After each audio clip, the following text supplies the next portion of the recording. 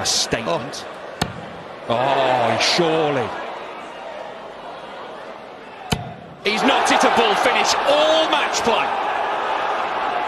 He's got one now in the final! From nearly quitting darts in 2018 to reaching the PDC World Championship semi-finals less than a year later, Nathan Aspinall's rise is nothing short of extraordinary. He's redefining what's possible in modern darts.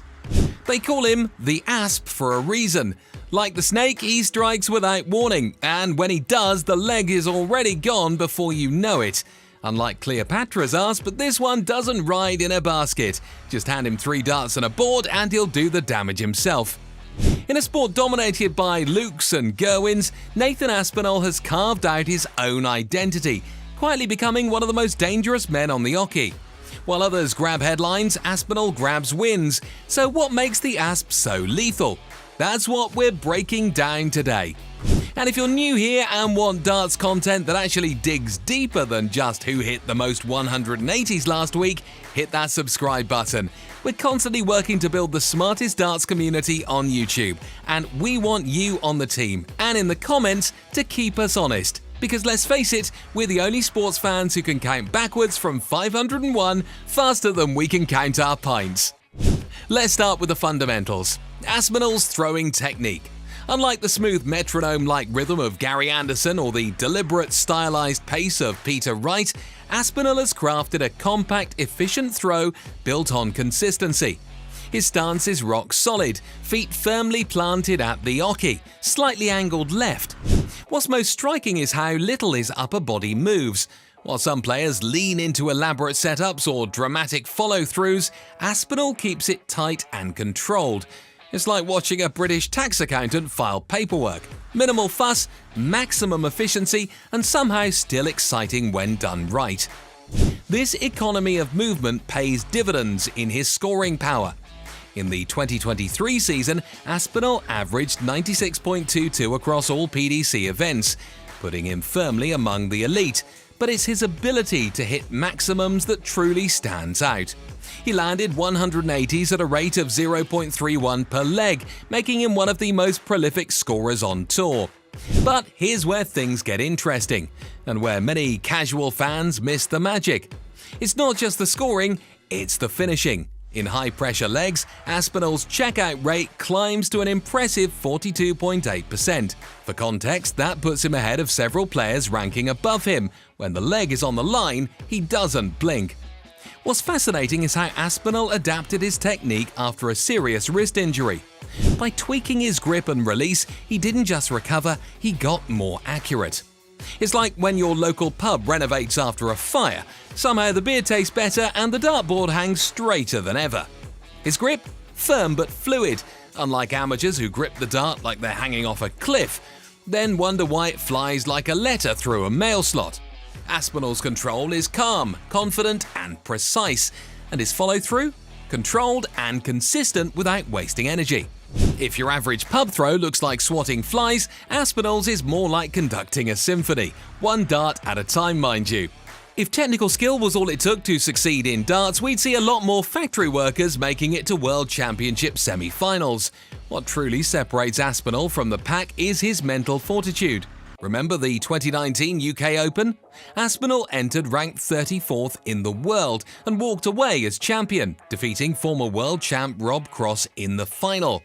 That wasn't just skill, that was mental toughness in its purest form. There's one. There's two. He done it! And what a way to... But perhaps the most powerful display of his resilience came after a career-threatening wrist injury in late 2021. For months, Aspinall played in pain, with many doubting he'd return to top form. Then, in April 2022, he silenced those doubts by winning Players' Championship 13, his first title in nearly 2 years. He called it an emotional victory after what he described as a terrible 6 months. I've had a terrible 6 months, obviously so much stuff's gone on. In 2023, Aspinall completed his comeback by winning the prestigious World Matchplay, demolishing Johnny Clayton 18-6 in the final. It was one of the most dominant performances in recent memory, and proved that he's most dangerous when counted out. That self-belief shows in Aspinall's body language. While others fold under pressure, he feeds off it.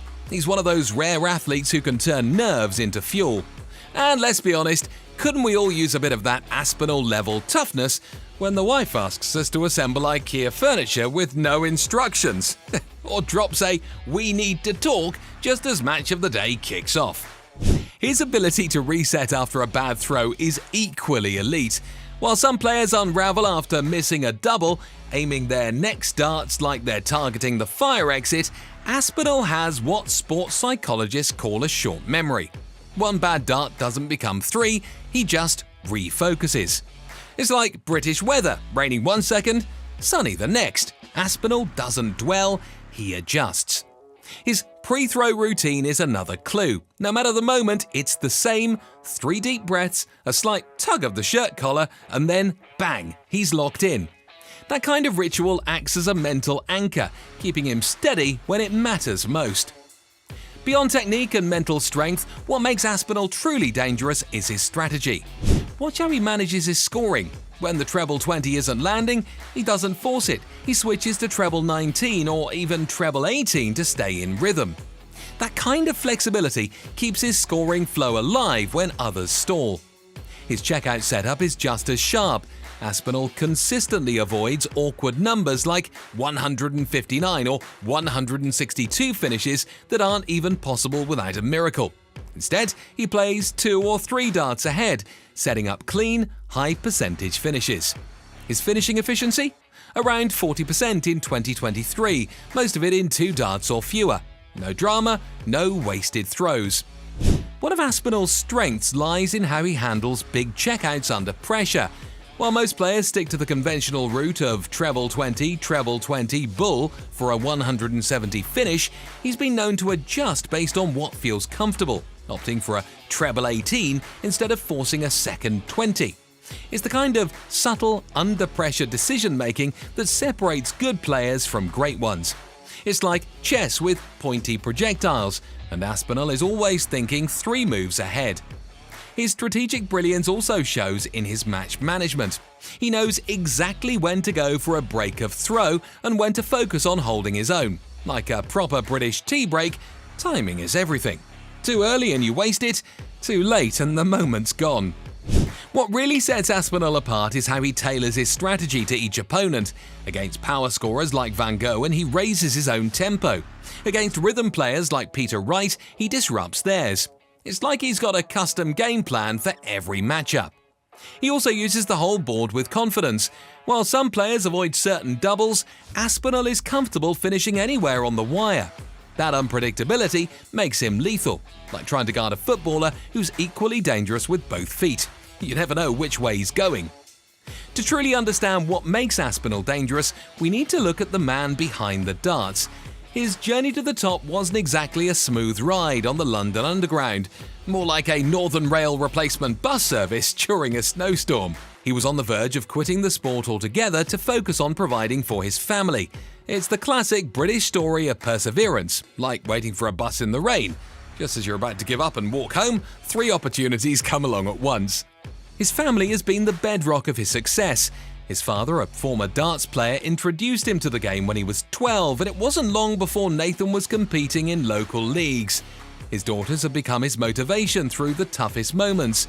During his financial struggles, he was determined not to let them down.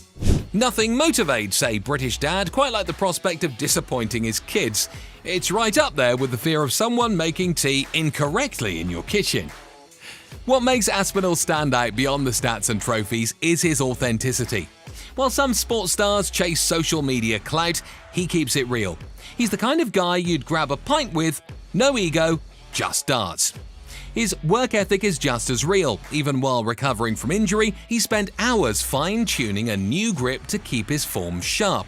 That kind of quiet grind doesn't always make headlines, but it's a big reason why he's still competing at the highest level. Aspinall's resume isn't built on titles, it's built on beating the best. He's taken down Michael van Gerwen, Gerwin Price and Peter Wright on major stages, often with style. Against MVG's power, he holds his nerve. Against Price's fire, he stays ice cold. His record in deciding legs speaks volumes. He wins nearly 60% of them, a stat that puts him in elite territory when everything's on the line. And while his head-to-head with Peter Wright is fairly even overall, Aspinall has had the upper hand in several recent high-stake matches. Despite Snakebite being the more decorated player, Nathan seems to have found a rhythm that rattles him. Rankings don't matter when the dart is in your hand, and Aspinall thrives in that moment. At 34 years old, Nathan Aspinall is entering what many consider the prime of a darts career. His game is built for the long haul, compact, efficient and low impact. While others show signs of slowing down, Aspinall looks sharper than ever. Players like Raymond van Barneveld are winding down, and even Peter Wright is nearing the final stretch. Meanwhile, Aspinall's style and mindset position him to compete at the highest level for years to come. He's already reached the semi-finals of the World Championship twice, and there's a real sense that his biggest win is still ahead. Many consider him a dark horse for the 2026 title. But more than the stats or trophies, it's his journey that resonates. From nearly quitting the sport to fighting back from injury, Aspinall has proven that resilience, not just talent, is what makes a champion. So what makes Nathan Aspinall so dangerous on the oche? It's not just his throw, it's the mindset, the strategy, the comeback story. He's not the flashiest player on tour, he doesn't roar like Gerwin Price or dance like Peter Wright, but when it's all on the line, Aspinall shows up and delivers. His journey from factory worker to major champion isn't just inspiring, it's a reminder that grit, focus and belief still matter in this sport. If you enjoyed this breakdown, do us a favour, hit that subscribe button. We drop deep dive player profiles and darts analysis every week, and we'd love to have you with us. And let us know in the comments, what's your favourite Aspinall moment? Is it the 2023 Matchplay final, that UK Open run, or something even more underrated? Until next time, keep your darts straight, your doubles deadly, and remember, in darts, being pointed is actually a good thing.